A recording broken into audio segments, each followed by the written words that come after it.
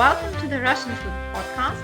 Russian food is your door to the Russian language and Slavic culture. My name is Svetlana, and I'm delighted to have with me today an amazing person who manages to combine in his life the role of a successful businessman, a public speaker, an Ironman athlete, and just a wonderful husband and father, Barry Phillips. Hello, Barry, and welcome to our podcast.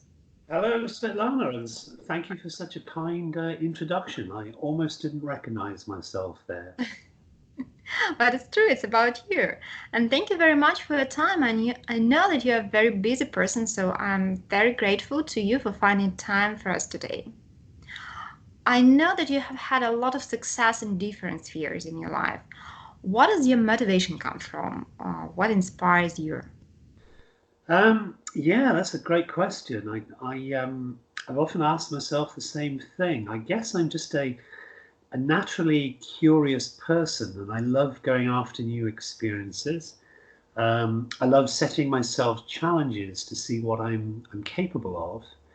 I think none of us are on planet Earth for very long, and I think it's a fascinating place.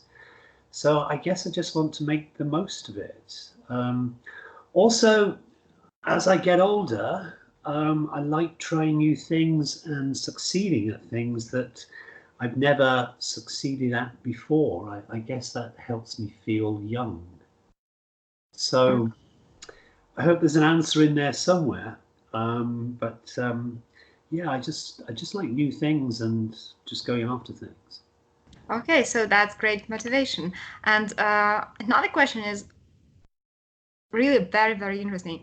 How has Russian culture and Russian language become a part of your life? Yeah, that's a great question. When I think back about it, Svetlana, I've always had a fascination with Russia or the old Soviet Union since I was a boy.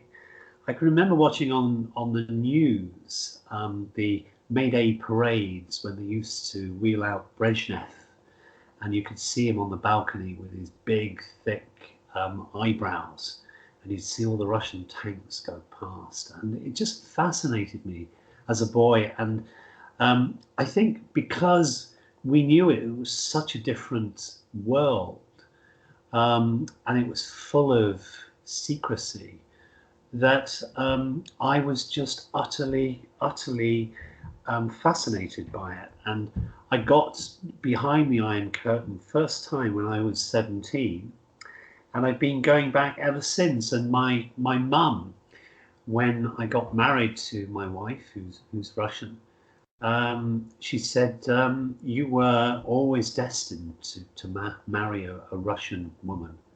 That to me was obvious since you were a teenager. So you might say it was almost a destiny of mine to become so interested in Russians and Russian life, and also the Russian language. Like, can you say that it was your small secret dream as well? Yeah, I think so. I guess it's easy to look back and sort of see things possibly that were never there. But if you believe in destiny, and my mother is convinced that it was always meant to happen, and I can see how she interprets things as a explanation in terms of why I'm married to Anna. So there we are. What was her reaction when you said, "Mom, I think I know who is my destiny, and this girl will become my wife"? What was Mom's reaction? Yeah, that's a great question, because I think it was partly, well, it's about time, because I didn't get married until very late. I was like mid-40s by the time I got married finally. So I think there was a certain sense of relief from my mother that finally I'd found somebody who was prepared to have me. But also, maybe I've always been Mummy's little boy. So she was a little bit upset to finally let me go. So very much a mixture of the two things. Okay. And do you remember your first meeting with your future wife, with Anna? Yeah, I do. We were put together by a mutual friend of ours in Moscow, and this is a business friend, and she just said to me, "Look, I think there's somebody that I know that I just think you'll get on with." So she sent me Anna's details, and I contacted her, and then we talked on Skype. And then after a few conversations, I said to her, "Have you got one of these cameras, these webcams?" And she said yes.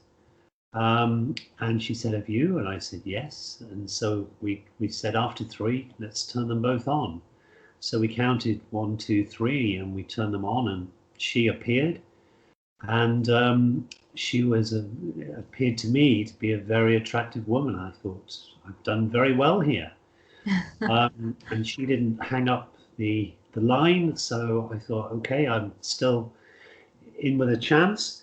And then something like about a month after more conversations on Skype, we met in Riga in Latvia, which is halfway.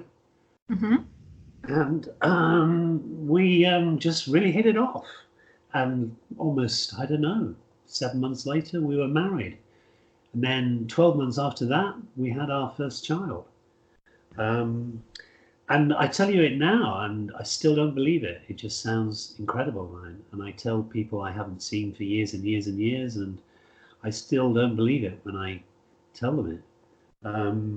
But it's happening, and it's wonderful. Sounds like really a small fairy tale.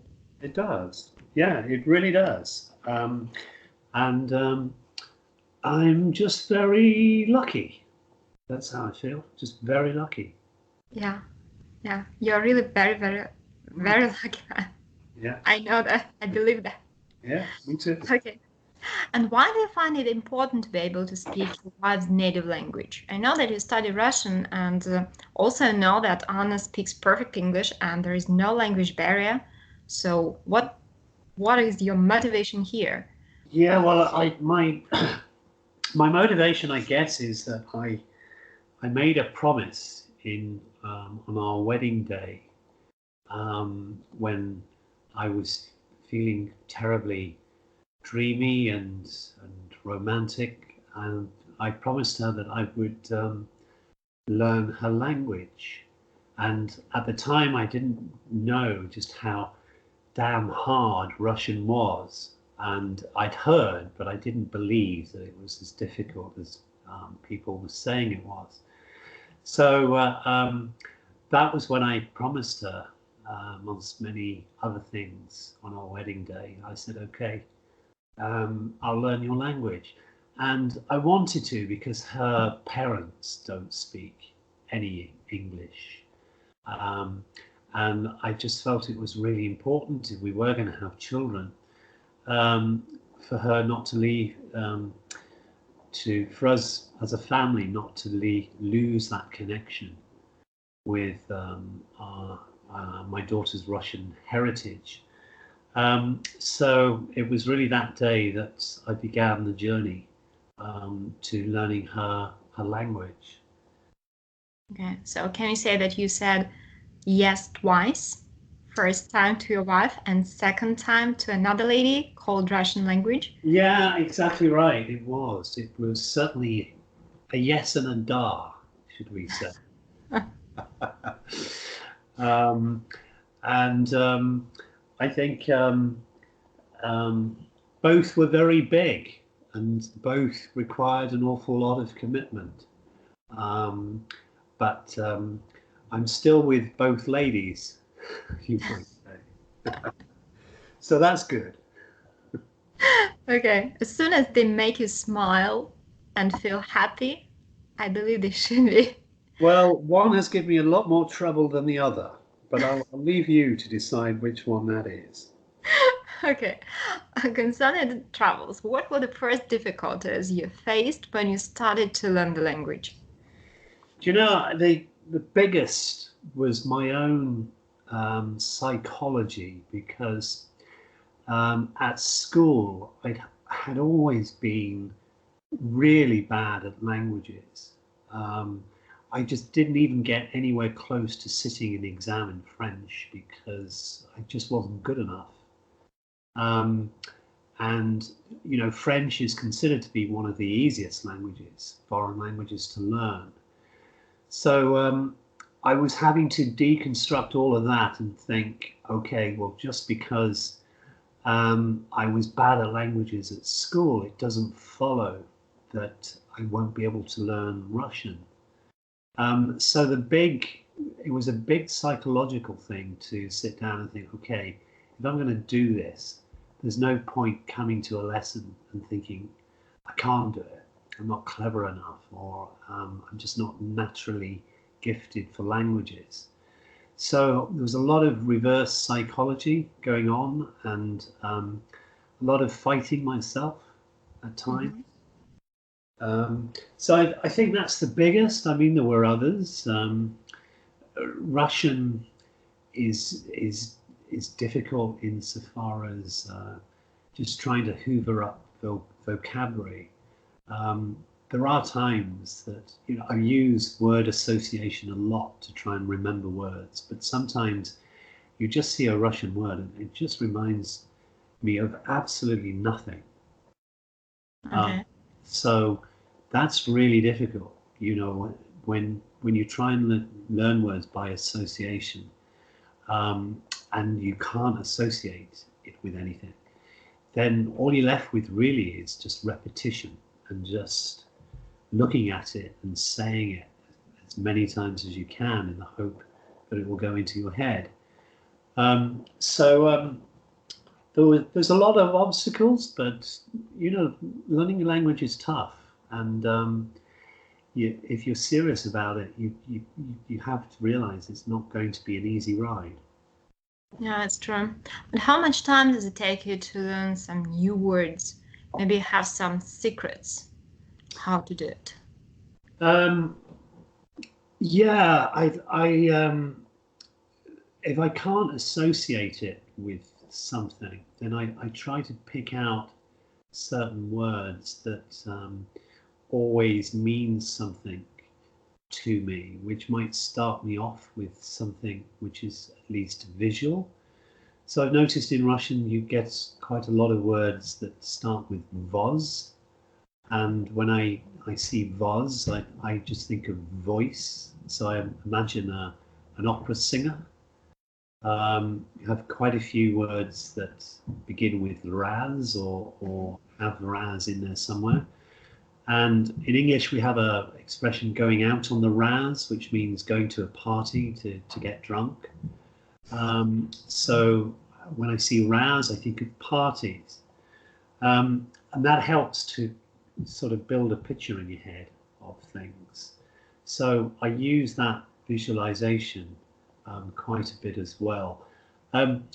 What I've realized is that when it comes to using your mind to get around Russian words, because it's only you and it's you in your head, you can be as rude, as disgusting, as sexist, as anything that you want to be, because it's only your head and you. Okay. It's un-PC as you like. It doesn't matter. As long as it works for you, you do it. Because you're not sharing it with anyone. It's just a memory technique that you're trying to get out. And with Russian, you just have to be so much more creative, because you've just got to go looking for things that are going to go and help you. And because it's just in your head and it's just you and your private way of doing it, then you can use anything. And as long as it works, do it. And what do you think about very, very popular flashcards? We have plenty of apps and plenty of different things like telephone, laptop, yeah. And plenty of programs. Yeah, Do you use flashcards? I do, and I find flashcards very useful and very important. They're useful because you can drop them in at various points in the day. So, for example, early in the morning, I'm quite an early riser. When I'm having breakfast, instead of watching the news and everything that's so depressing about Brexit, I will do flashcards for 10 minutes.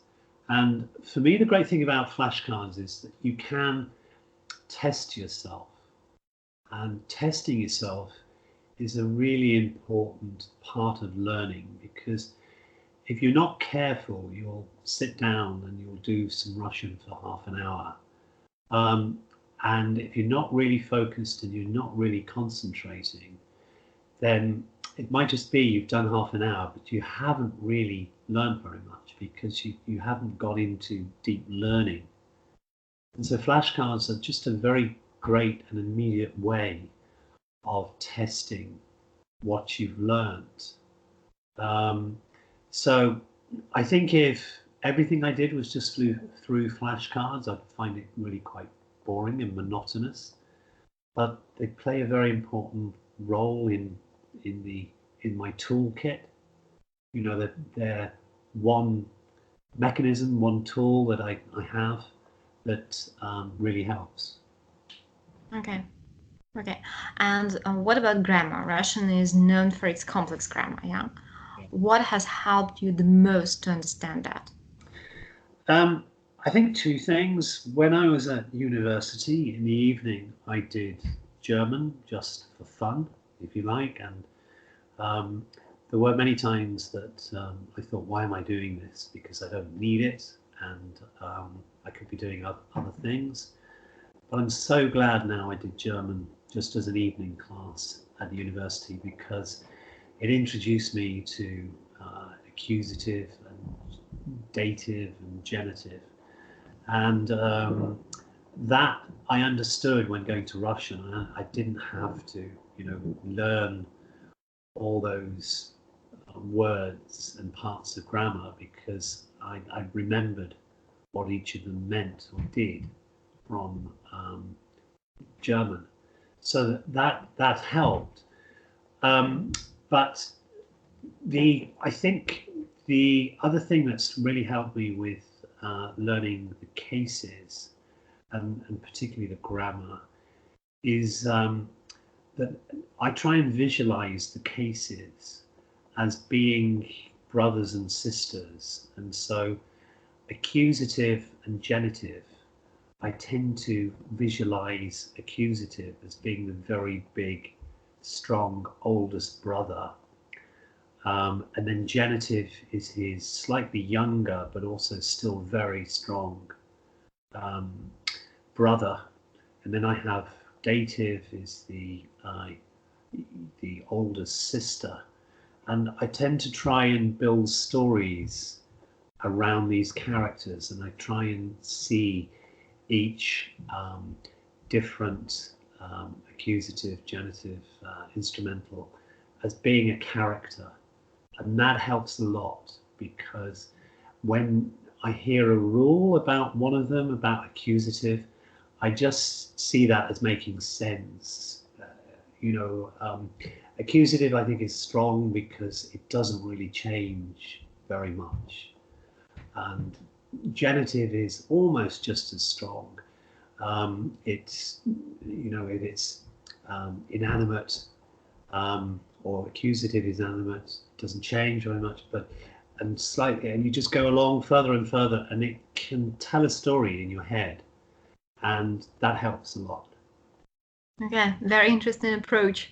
It's really very, very difficult element, the grammar, and very interesting. I think we should talk about that a bit more next time, because it's a huge question for a lot of people who study the same language. Okay, and complex grammar, words that sound sometimes like tongue twisters. Yeah. Have you ever felt discouraged about learning Russian? Yeah, I have. Many times. I sort of go through highs and lows with the language, and there have been times in which I'll just say to my wife, I'll just say, "Oh, I'm just really struggling with Russian at the moment," and she might say, "Why?" And I'll say, "I'm just trying to get adjective endings, and I just can't. There's too many of them, and I've tried so many different ways to get it in, and it just doesn't seem to stick." And there are highs and lows, and I think that's part of learning a language, and you just have to be ready for that, and you have to be patient, and you just have to think, okay, if it hasn't worked one way, try another way, or try something else and come back to it as a later point. But there's quite a few highs afterwards. There was a while back when I first had a really good long half-an-hour conversation with my wife in Russian, and that felt really, really great. And the following day, I was thinking about it all morning and thinking, crikey, I've just spoken to my wife for half an hour in Russian, and she understood everything. So, you get a lot of highs and lows with it. And you just have to tough it out, particularly at the beginning. It reminded me very much of learning to play the guitar. When I was at university my first year, I studied law, and I have to say I didn't learn very much law in my first year. I was messing around an awful lot, and I took up the guitar, and for 6 months I just pinged all these strings, and it was just agony on my fingers, and it was really sore. And then suddenly one day, after about 6 months, I got my first tune out. It was House of the Rising Sun, and it sounded reasonable, and it felt great. And learning a language is a bit like that. And sometimes you have to go for quite a while before you feel any real return and satisfaction. But when you do, it's really great. I think too, I mean, sometimes it's important too just to realize that although you've still got a big way to go, is to look at how far you've come. So one thing that perhaps I should have done and never did was to just record what I was like perhaps a year ago, so that you could actually see the distance. Mm-hmm. You could see the progress that you've made, because sometimes you don't always feel very much progress because you've just got this huge tsunami of the language coming at you, and so much of it is new to you. So occasionally you just have to, I think, stand and turn around and look back and see how far you've come, because that's important as well. It's very much true. But okay, so you have your own business, you're a sportsman, you're an athlete, yeah? Mm-hmm. You're very successful public speaker. And how do you find time for studying Russian? A lot of people, they find it really hard to find time during the day, to do something else, but for their job. And most of them say, oh, no time for Russian today, tomorrow. What is your secret? Well, one thing I never do, I never allow myself to say I don't have time, because that's one huge fat lie. You do have time. But what you need to say to yourself is, am I prepared to make time? And that's the big thing. It's not, if yesterday I didn't have time to study Russian, that's not true. I didn't make time to study Russian yesterday. So when you go for a language, it's about prioritizing things. And you think to yourself, okay, if I'm going to study Russian, it has to become a priority of mine. And if that is the case, how do I fit this into my schedule? And I think you have to understand where your strengths and weaknesses are in learning a language. And one thing, I'm really poor at many things when it comes to learning a language, but one thing I'm quite good at is discipline and routine. And with Russian, it's in my routine. It's almost become a non-negotiable thing that must happen every day. And so, for example, tomorrow morning, my morning routine before I go to work is always the same. And there's no real flexibility, there's no choice. And what I'm going to do tomorrow morning between 5:30 and 8 o'clock, which is when I'll be sat down at work, is actually something that I determined at the beginning of this year. And at the beginning of this year, I set out what that first part of the day would look like. And that gave me an opportunity to say, okay, first thing in the morning, I'm going to do 10 minutes of Russian flashcards. And at the moment, I'm doing 10 minutes of Russian flashcards. And then at lunchtime, I steal another 10 minutes.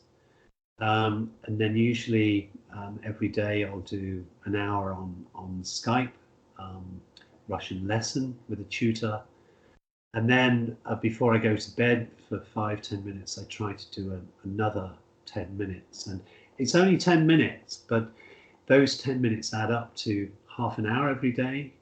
And if you do them well and you think, okay, it's 10 minutes, just keep it sharp, make sure that it works and you really use those 10 minutes, then you can get a lot out of the day. Also, we mustn't forget today, we're a lot more mobile due to technology than we ever were before. So you can steal 10 minutes listening to a Russian language podcast or listening to some Russian audio or radio, Moscow, through Wi-Fi, when you're shopping, when you're in the car, etc. So that can help a lot.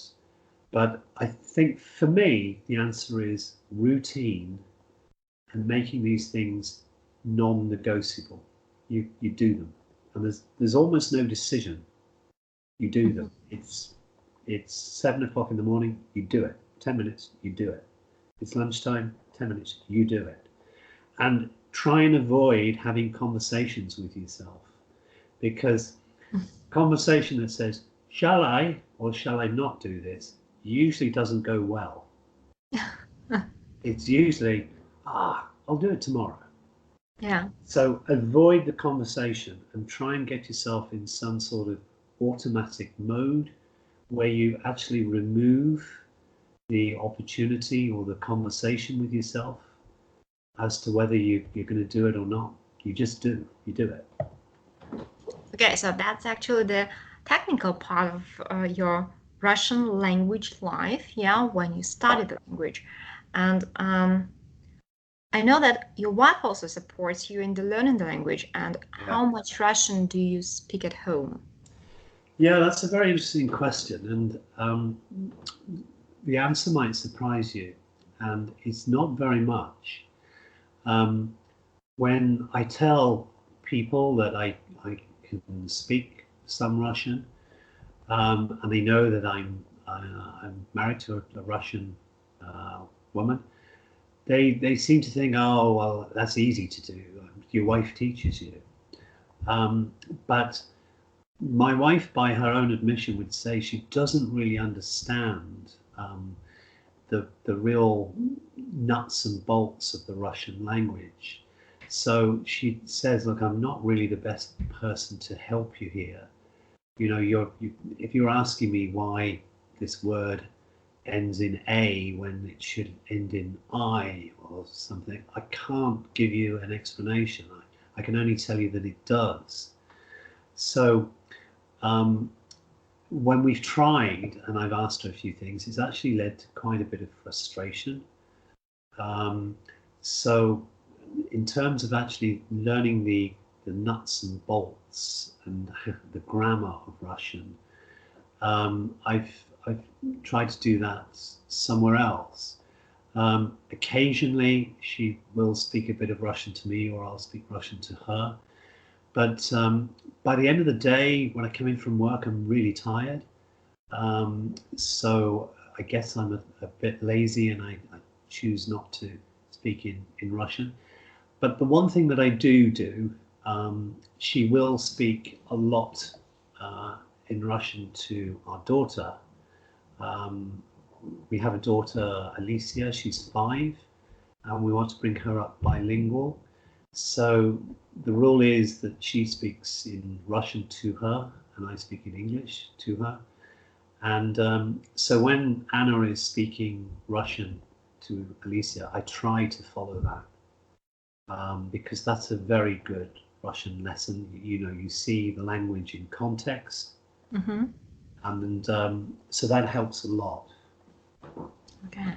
And could you tell us a little bit more about your daughter, about Alicia? Yeah, and how old was she when you first tried to introduce one more language?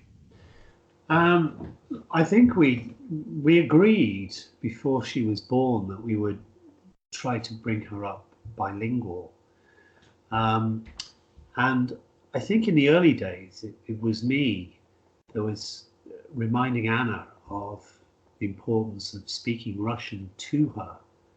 So we had a lot of times I would just say to Anna, "По-русски," and she would switch from English into Russian. And so it was really from the very beginning that Anna was speaking Russian, and as a baby she was hearing Russian.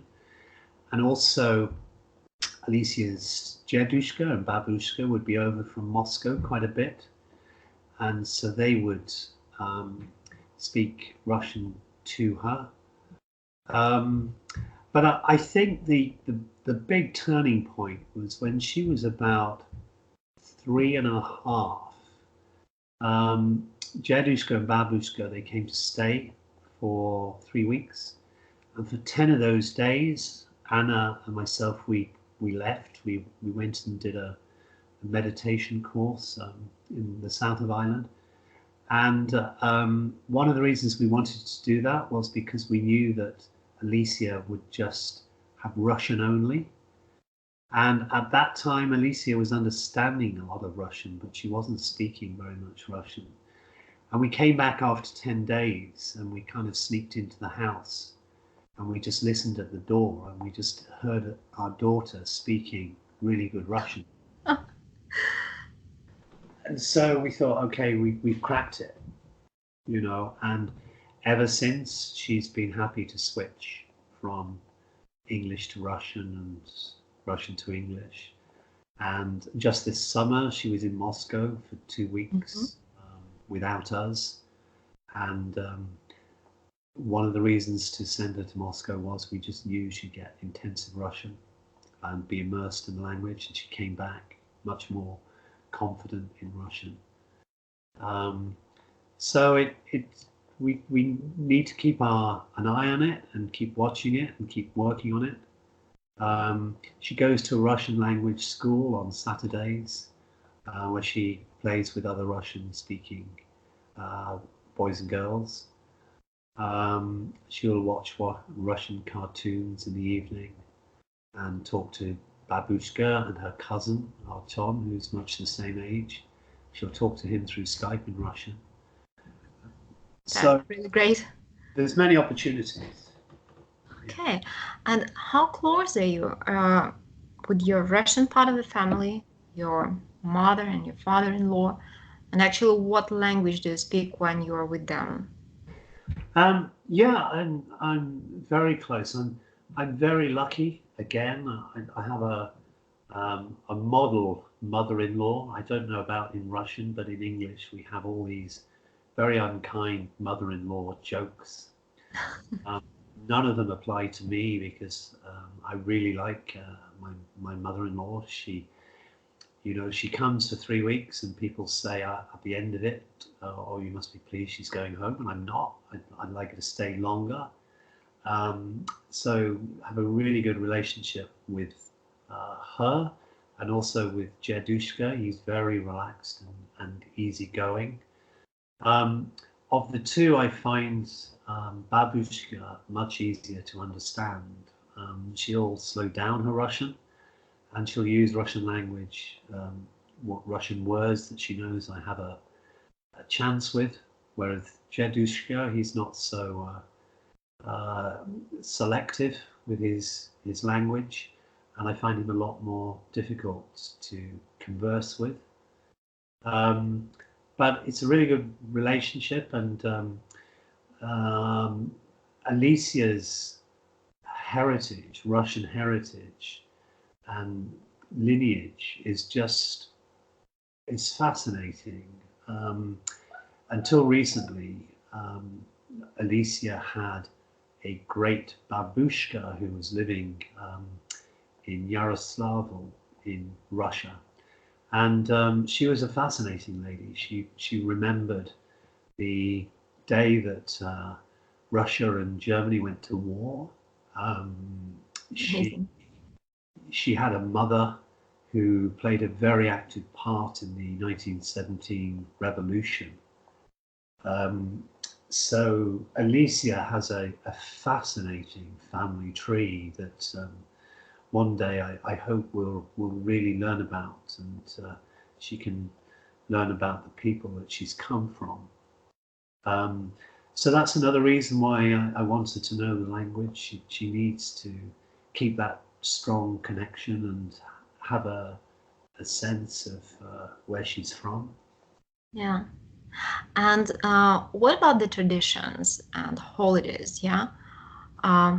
Which holidays do you observe at home? I think, yeah, the main ones are, I guess we probably have maybe 2 or 3 that are Russian related. We celebrate our Russian wedding day, which was in January. We have we were married twice in a way. We did it once in Moscow for the Russians, and then once again in England for the English. So we have 2 wedding days to remember. But in terms of the holidays, it's probably the Russian New Year's Eve that is the big thing in our house. So New Year's Eve is always spent watching the Russian party celebrations that they have on New Year's Eve.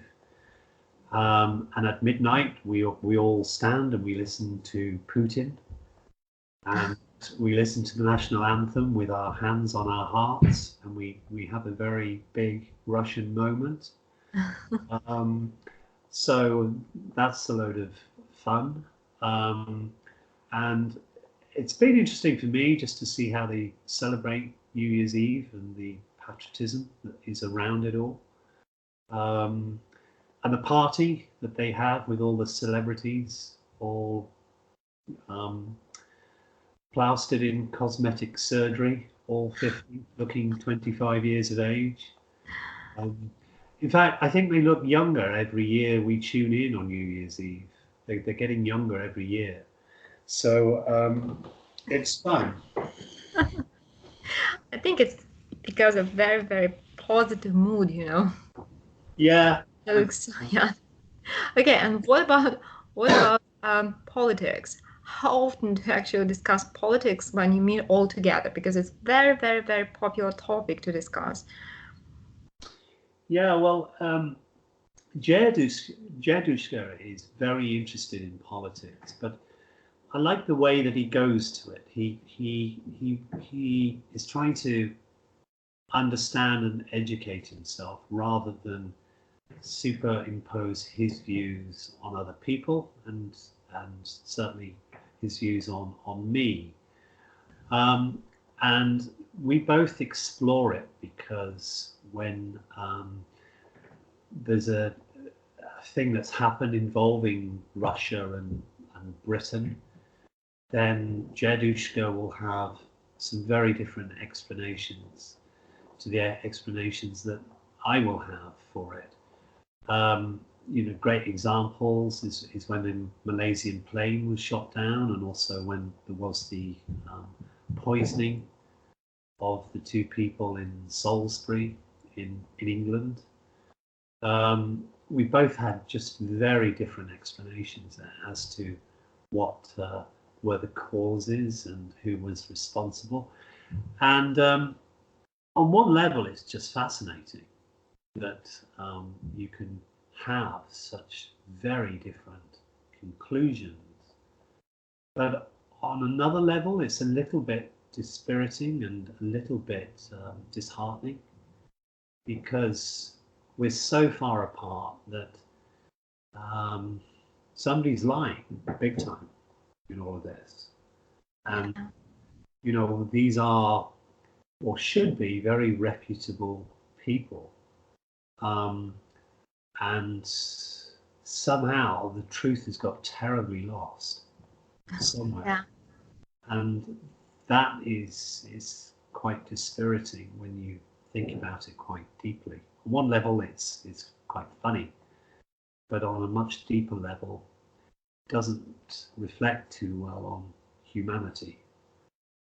And what has been the most surprising or maybe unexpected thing for you as being both a Russian and Irish family? In what respect, Svetlana?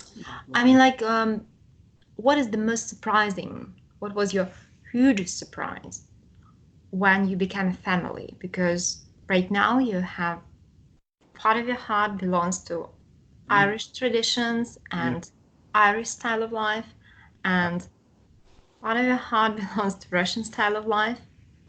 Yeah? Yeah. What was the most surprising thing about that? That's a good question. What's the most surprising thing? Maybe something shocked you. Yeah. I've noticed that, and I thought this was my wife, but I think it's not. It's perhaps quite a Russian trait that the Russians are a lot more what I would call transactional than the British are.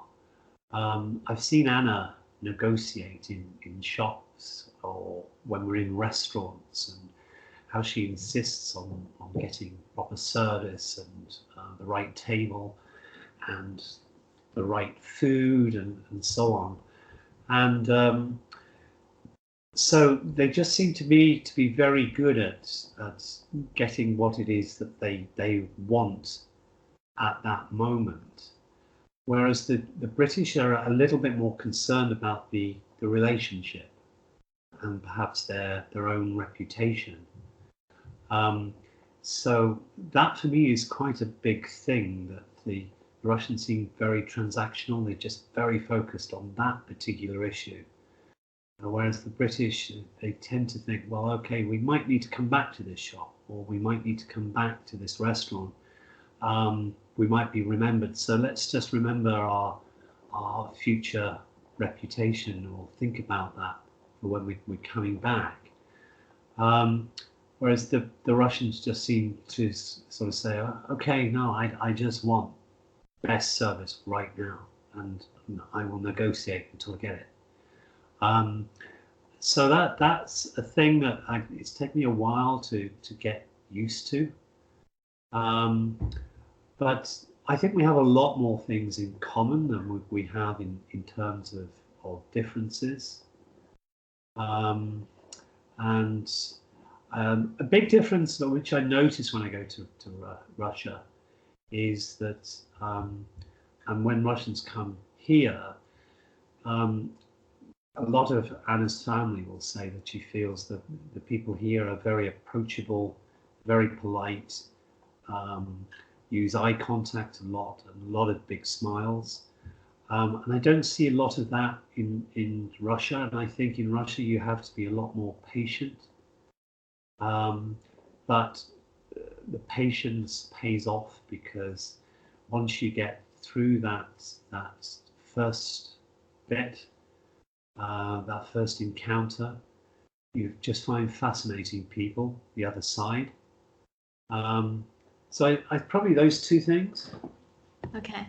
Yeah, Russian really need some time just to feel the person better and to open their heart. Yeah, it's true. It's true. Okay. And relying on your experience, what advice would you give to those who want to learn Russian language, who want to understand more about Russian culture, or maybe someone who want to travel to Russia or make Russian friends? Yeah. I think you have to have a conversation with yourself first of all, and if you want to just learn a little bit of Russian because you're going to visit for a long weekend and you want to learn how to say please and thank you and buy a ticket or what have you, that's fine. But if you want to really go at the language, then you have to know that it's going to be hard.